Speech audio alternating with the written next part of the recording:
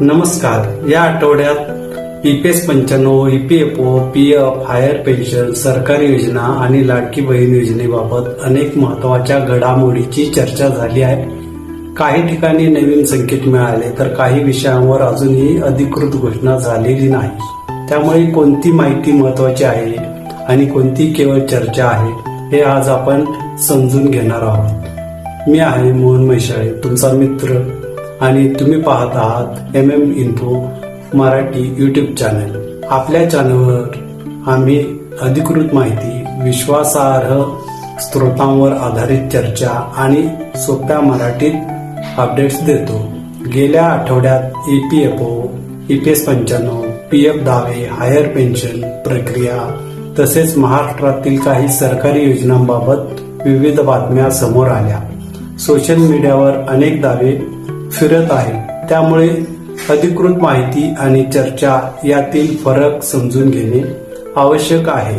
या आठवड्यातील प्रमुख मुद्दे: EPS 95 किमान पेन्शन बाबत पुन्हा चर्चा, हायर पेन्शन अर्जाच्या प्रक्रियेबाबत काही नवीन माहिती, PF क्लेम प्रक्रियेत ऑनलाईन सुविधांबाबत अपडेट्स, UAN आणि KYC पूर्ण ठेवण्याबाबत EPFO कडून वारंवार सूचना, लाडकी बहीण योजनेचा जून महिन्याचा हप्ता मिळण्यास सुरुवात झाली. मात्र अजूनही काही लाडक्या बहिणींना मार्च महिन्यापासून लाडकी बहीण योजनेचे हप्ते मिळाले नाही. अशा लाडक्या बहिणी KYC बाबत उत्सुकतेने वाट पाहत आहेत. तर सरकार लवकरात लवकर KYC पोर्टल सुरू करेल अशी अपेक्षा होती. इतर सरकारी योजनांबाबत लाभार्थ्यांसाठी महत्वाचे संकेत. लक्षात ठेवा, यातील काही बाबींवर अधिकृत घोषणा अद्याप झालेली नाही. काही व्ह्युअर्स हायर पेन्शन बाबत कमेंट्स करून विचारत आहेत की मेल्यावर पेन्शन सुरू करा.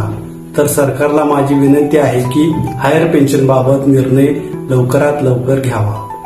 माहितीनुसार पुढील काही दिवसात काही महत्वाचे निर्णय किंवा स्पष्टीकरणे येण्याची संभाव्यता व्यक्त केली जात आहे. यामध्ये हायर पेन्शन प्रक्रियेबाबत पुढील अपडेट, PF क्लेम सुलभतेसाठी नवीन सुविधा, लाभार्थ्यांसाठी डिजिटल सेवांचा विस्तार, सरकारी योजनांच्या अंमलबजावणीबाबत अपेक्षा व लाडक्या बहिणींना सरकार KYC पोर्टल सुरू करेल अशी अपेक्षा आहे.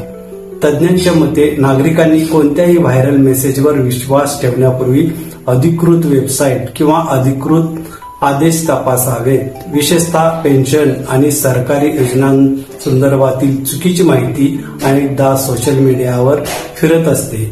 पुढील आठवड्यात खालील विषयावर लक्ष ठेवणे महत्वाचे ठरेल: EPS 95 संबंधित पुढील चर्चा, हायर पेन्शन अर्जाची स्थिती, PF खाते आणि व्याजाबाबत अपडेट, महाराष्ट्रातील योजनांचे पुढील निर्णय.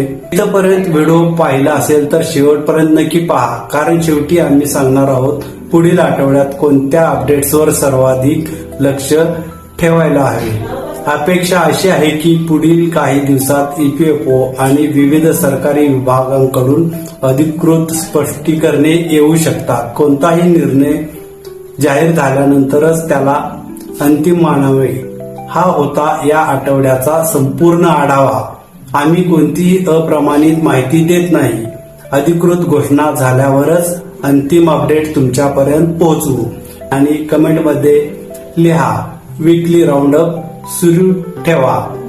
अशाच अपडेटेड माहितीसाठी व्हिडिओला लाईक करा, शेअर करा आणि इन्फो मराठी या आपल्या यूट्यूब चॅनलला सबस्क्राईब करा व बेल आयकॉन दाबा, म्हणजे पुढील महत्वाचे अपडेट्स तुमच्यापर्यंत सर्वात आधी पोहोचतील. धन्यवाद.